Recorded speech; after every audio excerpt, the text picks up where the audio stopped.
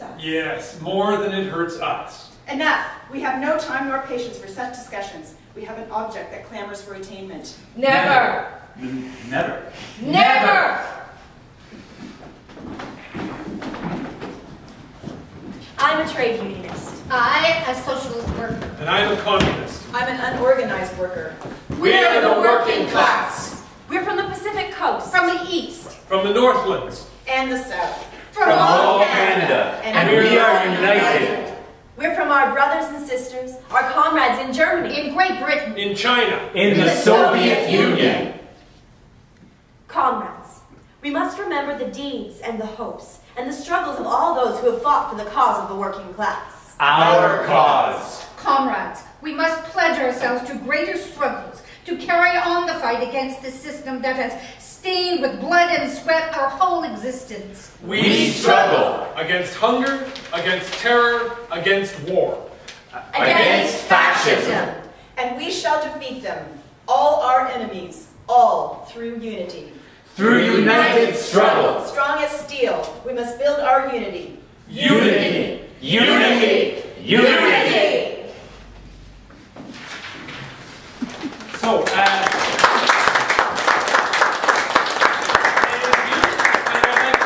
I'd like to thank very much the members of the Workers' Experimental Theatre, 2009. All right, Michael Wheeler, Colleen Williams, Karen Woolridge, Julia Haynes, Colin Anthus at the back there, Pam Johnson, and Alex Follis. And this is a kind of, it's like the Workers' Experimental Theatre, group of students, some professionals, some people who are interested in various other kinds of things, a proper mix of people who are interested in progressive arts. Thank you very much for coming by. As I said, there's a couple of questions that I sort of think are sort of open things up for sort of possible discussion. For me, one of the problems, and I think we still sort of deal with this, is this question of the problems of internationalization versus local national action. So where you have an aesthetic that doesn't come from here, or those kinds of questions that one really wonders about where you're supposed to look on a certain kind of a level for me. The 30s for me also has this problem of anti-imperialism, which becomes aligned with pacifism, versus anti-fascist rhetoric and action, which leads to being members of the Mackenzie Papineau Brigades, who are essentially an army group and active in the Second World War. And that problem of, you can see it in a play like this, where you want to be sort of strong for your brothers in the Soviet Union, but you're also looking for peace. And that, I think we still face that problem, this kind of how do you deal with people who seem to be outside of the rules in that kind of a way.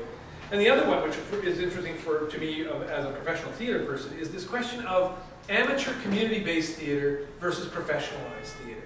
Where later in this period we get into this kind of professionalized theater, and on a funny level it becomes less and less sort of energy-driven, less, the group gets smaller and smaller because people don't get the good parts, because all of these kinds of things. Whereas there is a sense in the amateur community moment, where there's this kind of sort of real strength and fun that goes along with that kind of action. But then also people who are interested in sort of aesthetics get bogged down. That's not enough. I mean, I don't think I could make a career doing these things. It's great on a Saturday afternoon, but there's not enough. It's a different kind of... Give it a few years. Give it a few years, that's right. We may be getting there. That's right. And we may need it, exactly. But this sense of, this is that actors and theater artists who are professionalized like to be able to build things, like to be able to work on complex speech and complex ideas. It's one of the things that we like and why we choose this kind of work. And this kind of the community work is wonderful and it's really important, it seems to me, but I wonder sometimes whether it's different than art, that kind of professionalized picture. Right. So those are my sort of questions as I sort of finish this off. Does anybody else have questions, comments, things you'd like to say? I'm just thinking that Bertolt Brecht was active in this period. Yeah. I wonder if Brechtian theater had any influence in that. Well, it didn't. During this period of time, it didn't have a whole lot of influence in North America. because he was, throughout the 30s, he was not really active, right? He didn't have, he was living in exile. From 1932 to 1948, he was in Sweden, Finland, the United States. And in all of those places, he really couldn't work very much.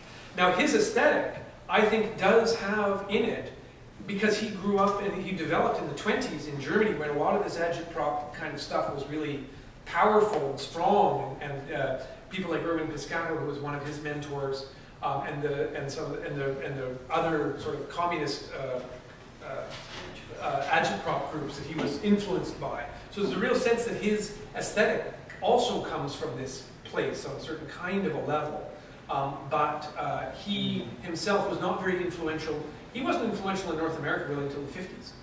Really in Western Europe until the 50s as well. That's because once he went back to East Berlin, he couldn't work in the West until, and then his company sort of exploded onto the global scene in '53 when they went to Paris.